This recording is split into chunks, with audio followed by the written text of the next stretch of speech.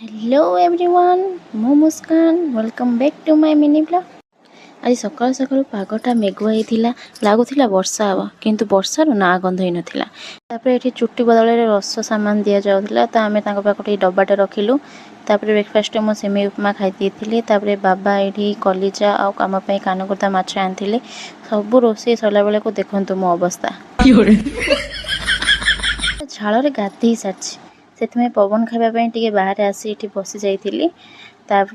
आम gallery style को तो देख हे भूल गला ठीक लगे दूचे। हाँ एबे ना कि स्टाइल देख कहीं गोटे बाटे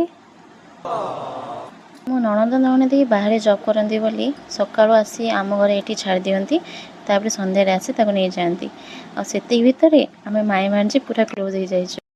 ताकू न देखा गले माई माई कही आसी मत हक करदब ये तो कौच संपर्क सीना भाणीजे किंतु झीठू कम नुह। लंच रे पखाड़ खाई पेट पूरा शांति होगा।